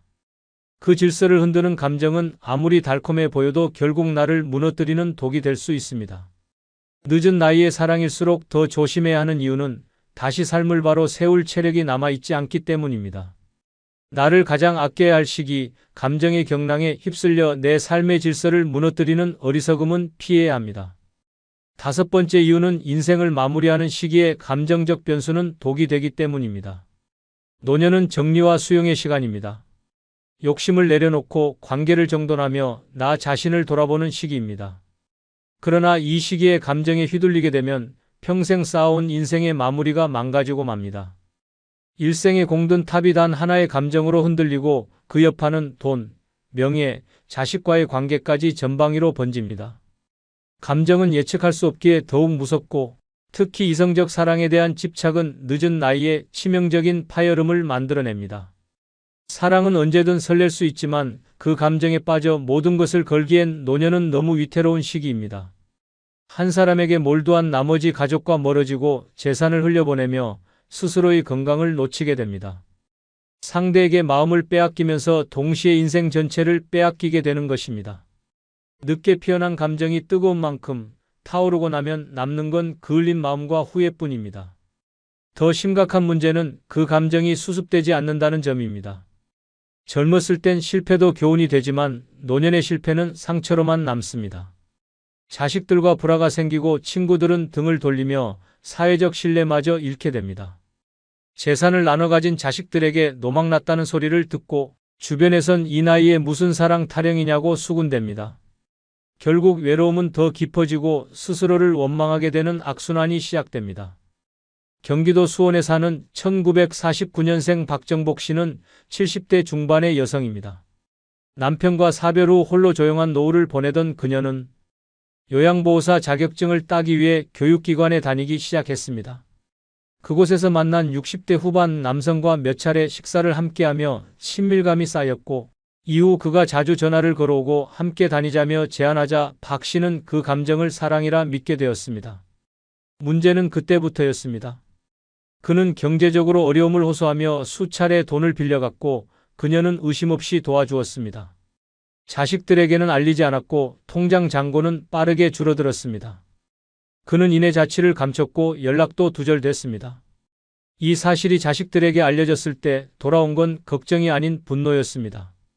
정신 차리세요, 엄마. 이 나이에 뭐 하는 짓이에요? 라는 말이 그녀를 무너뜨렸습니다. 친구들 사이에서도 소문이 퍼졌습니다. 몇 천만 원 빌려줬다더라, 남자가 노렸다더라는 말이 돌고 그녀는 모임에 나가지 못하게 되었습니다. 자식과도 서먹해지고 혼자 지내던 집안은 점점 더 정적에 잠겼습니다. 박 씨는 지금도 자신을 탓합니다. 그냥 따뜻한 말 한마디에 마음이 흔들렸어요. 누군가 나를 좋아해 주는 것 같아서 그게 그렇게 무서운 일이 될 줄은 몰랐어요. 노년의 감정은 깊고 그 깊이만큼 상처도 큽니다. 특히 마지막 사랑이라는 환상에 빠지게 되면 이성보다 감정이 앞서고 판단보다 기대가 앞섭니다. 하지만 그 기대는 자주 배신으로 돌아오고 그때 남는 건 지워지지 않는 상처뿐입니다. 인생을 정리하고 정돈해야 할 시기에 감정의 폭탄을 껴안는 일은 치명적입니다. 한순간의 설렘에 인생 후반을 통째로 흔들리지 않으려면 감정보다 냉정을 먼저 챙겨야 합니다. 노년에는 새로운 사랑이 필요한 것이 아니라 평온한 마음이 필요합니다. 감정은 강하게 타오를수록 흔적도 깊게 남고 그 흔적은 인생의 마무리를 어둡게 만듭니다. 마지막 시기에는 누군가를 사랑하는 것보다 나 자신을 사랑하는 것이 더 중요합니다. 감정에 흔들리다 삶을 망가뜨리는 비극, 더 이상은 반복돼서는 안 됩니다. 이제야 알겠습니다. 내 인생을 망친 건 남도 환경도 아닌 끝까지 남을 거라 믿었던 사람이었습니다. 평생 바쳐 키운 자식은 바쁘단 핑계로 외면하고 젊은 날 웃고 울던 친구는 이제 연락조차 끊겼습니다. 아무리 안간힘 써도 결국 혼자입니다. 그 현실이 서글프지만 인정하는 순간부터 진짜 자유가 시작됩니다. 이제는 혼자 잘 사는 법을 익혀야 할 시간입니다. 오늘 영상에서는 노년에 혼자 잘 살기 위해 반드시 갖춰야 할 6가지를 알려드립니다. 구독, 좋아요, 알림 설정해 주시면 바로 시작합니다. 첫 번째는 나를 위해 돈을 쓰는데 주저하지 않고 사는 것입니다. 제 인생에서 처음으로 저 자신에게 돈을 써봤습니다. 그리고 울었습니다. 대구에 사는 75세 김명자 씨는 남편을 떠나보낸 지 8년째 자식들도 각자 살기 바쁜 현실 속에서 홀로 살아가고 있습니다. 평생 가정주부로 살며 자신을 위해 써본 돈이라고는 미용실 파마비 3만 원이 전부였습니다. 자식 등록금에 남편 병원비에 명절 선물까지 내가 빠지면 다 무너진다는 책임감 하나로 버텼지만 정작 자신을 위한 한 푼은 언제나 뒷전이었습니다. 그러던 어느 날 김 씨는 우연히 백화점 화장품 매장을 지나다 발걸음을 멈췄습니다. 거울 속 자신의 얼굴이 낯설었습니다. 이렇게 늙었나 그 자리에서 5만 5천 원짜리 립스틱을 샀습니다. 계산대 앞에서 손이 부들부들 떨렸습니다. 이 돈이면 손주 옷을 하나 더 사줄 수 있을 텐데라는 생각이 머리를 스쳤지만 이미 마음은 결심하고 있었습니다. 그리고 집에 돌아와 거울 앞에서 립스틱을 바른 순간 그는 흐느껴 울었습니다. 이제야 나한테 미안하다고 말하는 것 같아서요. 그날 이후 김 씨는 매달 10만 원씩 자신만을 위한 명자 적금을 만들었습니다. 맛있는 음식을 사 먹고 꽃 한 송이를 사고 혼자 카페에서 커피를 마시며 책을 읽는 시간을 가지기 시작했습니다. 놀랍게도 삶이 달라졌습니다. 웃음이 생기고 자신감이 돌아왔습니다. 돈이 많아서가 아니라 돈을 나를 위해 쓴다는 그 작은 행동 하나가 자존감을 회복시켰던 것입니다. 많은 사람이 노년에 외로움을 느끼는 가장 큰 이유는 타인을 위한 희생은 해왔지만 자신에게는 한 번도 투자하지 않았기 때문입니다. 자식에게 수백만 원을 쓰면서도 내 피부를 위한 로션 하나에 망설이고 손주 장난감은 아낌없이 사면서 내 옷은 몇 년째 그대로인 삶. 그것은 외로움을 자초하는 방식입니다. 돈을 쓴다고 모두 행복해지지는 않습니다. 하지만 내가 나를 존중하는 방식으로 돈을 쓰면 그건 외로움에 맞서는 강력한 무기가 됩니다. 나를 위해 산 립스틱 하나, 꽃다발 하나, 맛있는 식사 한 끼는 내 존재를 확인하는 작은 선언입니다. 나는 소중한 사람이다. 이 메시지를 자기 자신에게 끊임없이 보내는 사람이 혼자서도 잘 삽니다. 반대로 끝까지 자식만 바라보며 돈을 아끼는 사람은 결국 기댈 데 없는 감정만 남깁니다. 자식은 고마워하지 않고 본인은 점점 비워지고 결국 나는 뭐였나라는 허무감만 남게 됩니다. 노년의 가장 비참한 순간은 돈이 없는 순간이 아니라 돈이 있어도 쓸 줄 모르는 순간입니다. 그 순간 사람은 스스로를 버리는 것입니다. 나이 들수록 더 당당하게 써야 합니다. 내가 좋아하는 옷을 사고 가고 싶은 곳에 가고 먹고 싶은 걸 먹고 배우고 싶은 걸 배우는데 망설여선 안 됩니다. 내가 나에게 주는 선물만큼 따뜻한 건 없습니다. 이제는 내가 나를 돌봐야 할 시간입니다. 나를 위해 돈을 쓰는 건 사치가 아니라 생존입니다. 노년에 혼자 잘 살고 싶다면 가장 먼저 해야 할 일은 지갑을 열고 거울 앞에 나를 위해 한번 써보는 것입니다. 그 작은 용기가 당신의 인생 후반을 완전히 바꿔놓습니다. 그게 바로 외롭지 않게 혼자 살아가는 첫 번째 열쇠입니다.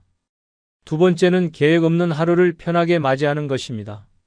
오늘 뭐 하세요? 몰라요. 그냥 눈 뜨면 그때 생각해요. 서울 강동구에 사는 79세 박정래 씨는 이 말을 할 때마다 주변 사람들에게 핀잔을 듣습니다. 하루라도 계획 없이 살면 치매 온다더라. 뭐라도 배우고 부지런히 움직여야지. 하지만 정작 박 씨는 말합니다. 나는 이제 계획 없이 사는 게 제일 자유롭습니다. 젊을 땐 늘 시간에 쫓겼습니다. 새벽에 일어나 도시락 싸고 애들 등교시키고 남편 출근 챙기고 회사 가면 보고서에 퇴근 후엔 저녁 밥상 차리기에 하루가 끝났습니다. 그렇게 50년 넘게 누군가를 위한 시간표 속에 살았습니다.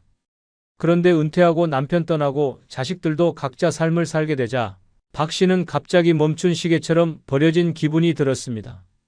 오늘 뭐 해야 하지? 내가 아무 일도 안 하고 있어도 되는 걸까? 처음엔 그게 불안했고 죄책감 같았습니다. 하지만 어느 날 창밖을 바라보다 문득 깨달았습니다.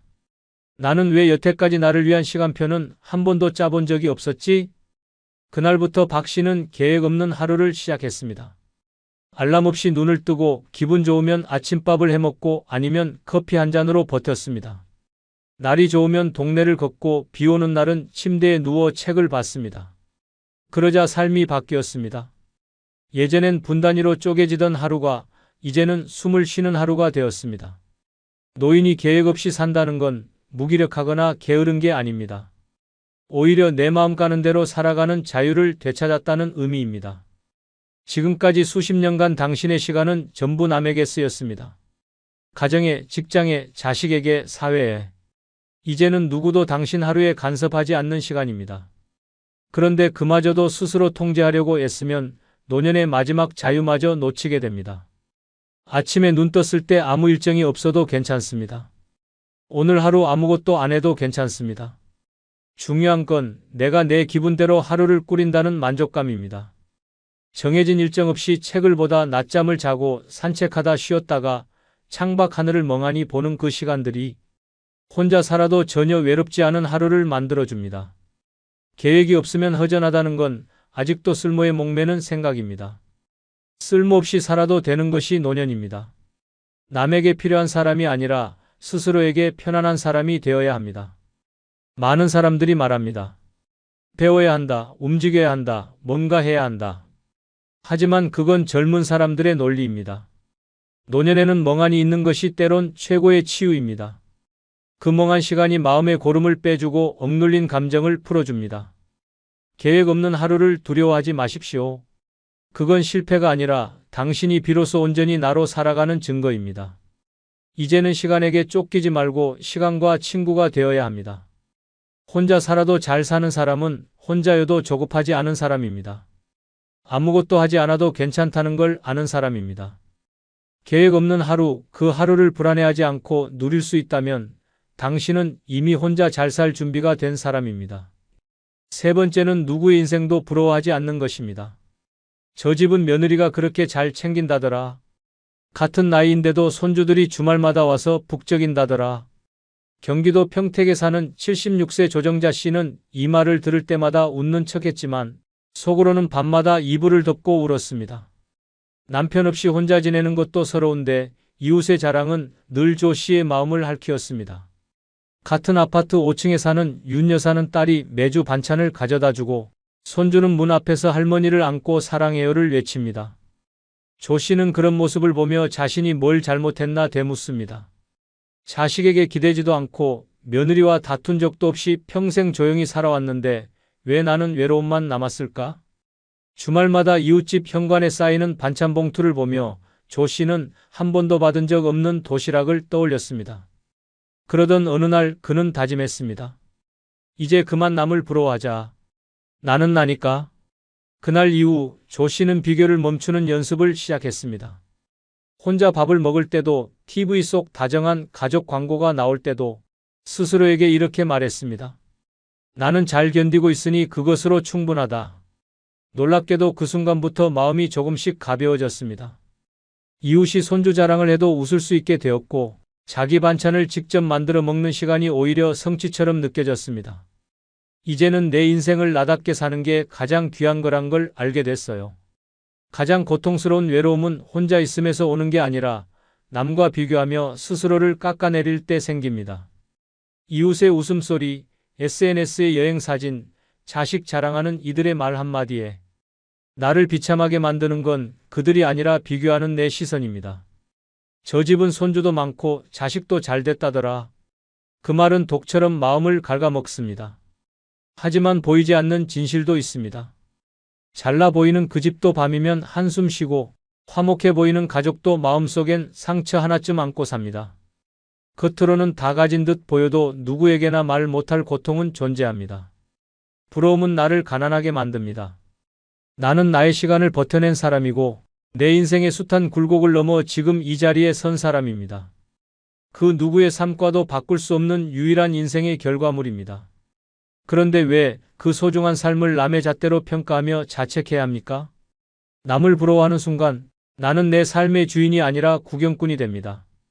그 순간부터 외로움은 깊어지고 자기 연민은 노년의 마음을 병들게 합니다. 혼자 살아도 괜찮은 사람은 비교하지 않는 사람입니다. 내 밥이 소박해도 내 일정이 평범해도 거기서 충분한 만족을 느낄 줄 아는 사람이 진짜 강한 사람입니다.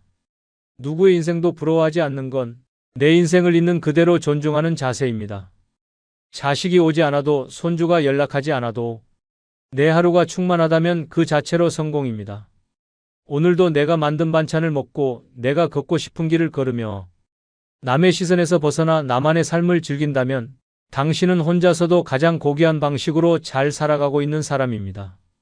이제는 눈을 돌려야 합니다. 남의 인생을 부러워할 시간이 있다면 그 시간의 거울을 보며 나에게 이렇게 말해야 합니다. 내 인생도 참 잘 견뎌왔다. 그리고 지금도 잘 살고 있다. 그 한마디면 충분합니다. 그 마음이면 당신은 외롭지 않습니다. 네 번째는 늙는 걸 자연스럽게 받아들이는 것입니다. 아줌마, 염색 좀 하세요. 너무 지저분해 보여요. 버스 안에서 들은 한마디에 74세 윤순자 씨는 며칠을 잠을 이루지 못했습니다. 거울 속엔 흰머리가 소복한 자신이 있었습니다. 예전엔 젊다는 말 많이 들었고 남편과 외식할 땐 늘 립스틱 하나쯤은 챙기던 사람이었습니다. 하지만 남편이 먼저 떠나고 자식들은 뜸해지고 어느새 혼자라는 현실에 익숙해지다 보니 염색도 화장도 옷차림도 하나둘 놓게 되었습니다. 그러던 어느 날 거울을 보며 중얼거렸습니다. 내가 너무 늙어버렸구나. 그날 이후 윤 씨는 미용실에 가서 머리를 염색하고 화장품도 샀습니다. 하지만 이상하게도 예전의 나는 돌아오지 않았습니다. 더 허전했고 더 공허했습니다. 그제야 깨달았습니다. 나는 늙은 게 문제가 아니라 늙음을 인정하지 못한 게 문제였구나. 그래서 윤 씨는 다시 미용실에 갔습니다. 이번엔 염색을 지우고 흰머리를 자연스럽게 정리해달라고 했습니다. 화려한 옷 대신 편하고 따뜻한 옷을 입고 립스틱 대신 웃는 얼굴을 택했습니다. 그리고 매일 거울을 보며 말했습니다. 지금 내 얼굴이 내가 살아온 시간의 증거입니다. 그 순간부터 윤 씨는 외로움이 줄고 삶의 평온이 찾아오기 시작했습니다. 많은 사람들이 늙음을 부끄러워하고 감추려 합니다. 주름을 펴는 시술을 받고 흰머리를 감추고 몸을 젊게 꾸밉니다. 하지만 그럴수록 더 깊은 허무함이 찾아옵니다. 왜냐하면 늙음을 싸워야 할 적으로 대할수록 우리는 삶을 잃어가기 때문입니다. 늙는다는 건 약해지는 것이 아니라 천천히 비워가는 것입니다. 덜 소유하고 덜 욕심내고 덜 꾸미며 본래의 나로 돌아가는 과정입니다. 그 흐름을 받아들일 줄 아는 사람만이 혼자서도 초연하게 살아갈 수 있습니다. 흰머리가 부끄러운 것이 아닙니다. 오히려 그것은 수십 년의 인내와 희생, 생존의 깃발입니다. 주름은 나약함이 아니라 버텨온 시간의 훈장입니다. 그것을 부정하는 순간 우리는 스스로를 지우는 것입니다. 노년의 고독은 외로움 때문이 아니라 늙음을 받아들이지 못한 채 젊음을 흉내내는 고통 속에 사는 데서 비롯됩니다.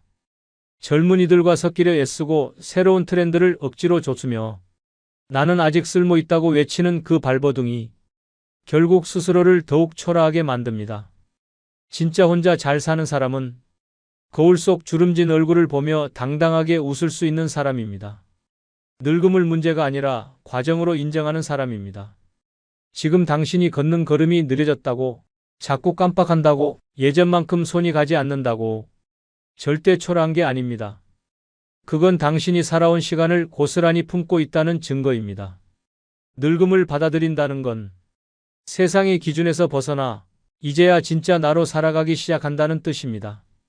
꾸미지 않아도 바쁘지 않아도 있는 그대로의 내가 존중받을 가치가 있다는 사실. 그걸 아는 순간 노년은 외롭지 않습니다. 이제는 싸우지 마십시오. 당신은 이미 충분히 버텨왔고 늙었다는 사실은 당신이 지금까지 잘 살아왔다는 강력한 증거입니다. 그 늙음을 껴안는 순간부터 당신은 혼자서도 빛나는 인생을 살게 됩니다. 다섯 번째는 자식에게 기대지 않는 마음을 기르는 것입니다. 딸이 데리러 온다고 해서 이틀을 밥도 안 먹고 기다렸습니다. 그런데 결국 안 왔습니다. 경기도 수원에 사는 78세 장복희 씨는 그날 밤 혼자 밥을 차려 먹다 울음을 터뜨렸습니다. 아들이 미국에 있고 딸 하나만 가까운 곳에 살지만 평소에도 자주 연락이 없었습니다. 한 번만이라도 같이 마트 가고 싶었어요. 무거운 쌀 한 포대를 들 때 그냥 옆에 있어줬으면 했어요. 장 씨는 그렇게 혼자서도 딸의 전화를 기다리고 명절이 가까워질수록 괜히 휴대폰을 더 자주 확인했습니다. 하지만 약속은 번번이 미뤄졌고 방문은 취소됐고 결국 말 한마디 없이 계절은 바뀌었습니다. 그제야 그는 깨달았습니다. 나는 여전히 자식에게 매달리고 있었구나. 그래선 안 됐는데.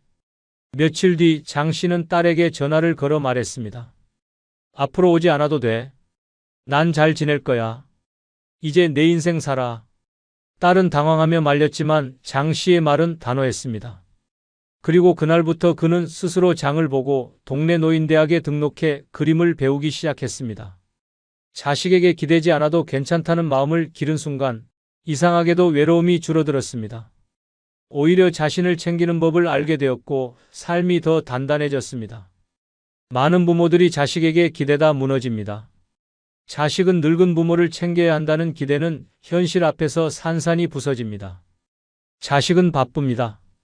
각자의 삶을 살고 자신의 가정을 꾸리느라 부모를 돌볼 여유가 없습니다. 하지만 문제는 그 바쁜 현실보다 여전히 자식이라면 당연히 나를 챙겨야 한다는 믿음입니다. 그 믿음이 외로움이 되고 그 기대가 실망이 되며 결국 자식과의 관계는 부담이 되어버립니다. 기대는 사랑이 아닙니다. 기대는 요구이고 강요이며 때로는 감정적 폭력이 되기도 합니다. 내가 널 어떻게 키웠는데 너 잘 되라고 내가 다 참고 살았는데. 이 말 속에는 사랑이 아니라 계산이 담겨 있습니다. 진짜 사랑은 기대하지 않는 것입니다. 그저 바라보는 것, 응원하는 것, 그리고 무엇보다 스스로를 지키는 것입니다. 자식에게 기대지 않는다는 건 자식을 버리는 것이 아닙니다. 그건 오히려 내 인생을 내 손에 되찾아오는 일입니다. 혼자서 병원에 가고, 혼자서 밥을 해먹고, 혼자서 시간을 보내는 연습이 되어 있을 때 우리는 더 이상 자식의 안부 전화에 목매지 않게 됩니다. 기약 없는 방문에 흔들리지 않게 됩니다. 자식도 결국은 손님입니다. 자식의 인생은 자식의 것이고 노년의 삶은 오직 나의 몫입니다.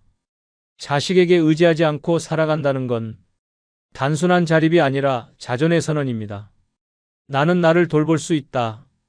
이 마음이 생긴 순간 외로움은 더 이상 날 짓누르지 못합니다. 자식은 당신의 전부가 아닙니다. 그리고 당신은 자식의 짐이 되어선 안 됩니다. 이제는 자식을 기다리는 시간보다 나를 위한 삶을 준비해야 할 때입니다. 그 준비가 되어 있는 사람만이 노년을 진짜 혼자 잘 사는 사람으로 살아낼 수 있습니다. 여섯 번째는 인생의 마지막을 아름답게 떠나기 위해 서서히 준비하는 것입니다. 엄마 유언장 없었어요?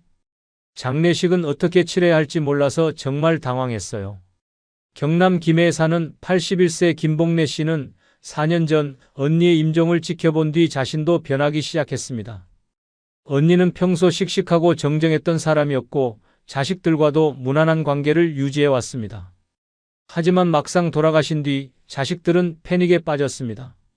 유산은 어디에 얼마나 있는지, 장례는 어디에 부탁해야 하는지, 어느 절에 제사를 지내야 하는지, 형제들과 자식들이 다투기 시작했고 장례식장은 조문객보다 고성으로 가득 찼습니다. 김 씨는 그 모습을 보고 충격을 받았습니다. 내가 죽고 나서 저렇게 혼란스럽게 남겨두면 안 되겠다. 그날부터 김 씨는 하나씩 준비했습니다. 금고에 있던 통장 정리를 했고 집문서와 인감도장을 정리해 봉투에 넣었습니다. 유언장을 손으로 직접 썼고 요양병원 대신 노인요양공동체에 예약을 넣었습니다. 심지어 장례식장 연락처와 원하는 화장 절차까지 손글씨로 남겨두었습니다. 자식에게는 말했습니다. 엄마 떠날 때 너희가 울지 않게 미리 다 준비해놨어. 너희는 그저 보내주기만 해. 그 말을 하던 날 자식은 말없이 김 씨의 손을 꼭 잡았습니다. 사람은 누구나 죽습니다. 하지만 준비 없이 죽는 사람은 남은 이들에게 상처와 분쟁 그리고 불편함만 남깁니다. 노년이 되면 죽음은 더 이상 먼 이야기가 아닙니다. 바로 옆방에 살고 있는 이웃처럼 늘 곁에 머물고 있습니다. 그런데도 사람들은 끝까지 그 이야기만은 하지 않으려 합니다. 죽음을 말하면 불길할까봐, 자식이 슬퍼할까봐. 하지만 죽음을 준비하지 않는 것이야말로 가장 무책임한 선택입니다. 자식에게 은혼도 없이 유산을 남기고 병상에서 나는 절대 연명치료 안 할 거야 라는 말 한마디도 없이 떠나는 것. 그건 결국 사랑하는 사람들에게 고통을 남기는 이기적인 퇴장입니다. 당신이 잘 살아온 인생이라면 그 끝도 분명 단정하고 존엄해야 합니다. 죽음은 두려운 것이 아니라 나를 마무리하는 마지막 선택의 시간입니다. 그 마무리를 누군가 대신 해줄 수는 없습니다. 미리 유언장을 써두고 재산을 정리하고 장례 절차를 정해두는 것은 삶을 포기하는 게 아니라 내 삶을 끝까지 책임지겠다는 선언입니다. 죽음을 이야기하지 않으면 결국 남은 사람들에게 짐이 됩니다. 그 짐은 경제적 부담이 아니라 감정적 상처로 이어집니다. 엄마가 왜 아무 말도 안 하고 가셨을까? 그 후회는 평생 남습니다. 죽음이 두렵지 않은 사람이 되려면 지금부터 하나씩 준비해야 합니다. 옷 한 벌, 계좌 하나, 사진첩 한 장, 그리고 마지막 말 한마디까지. 내가 떠난 뒤에도 누군가 혼란스럽지 않게, 내가 마지막까지 나다울 수 있게. 이것이야말로 혼자 사는 인생의 마지막 품격입니다. 누구보다 치열하게 살아왔고 버텨냈고 사랑해왔던 당신. 그 삶의 끝을 미안함이 아니라 감사함으로 남겨야 하지 않겠습니까? 지금 준비하면 늦지 않습니다. 당신의 마지막을 스스로 설계할 수 있다면 그 인생은 처음부터 끝까지 정말 잘 살아낸 인생입니다.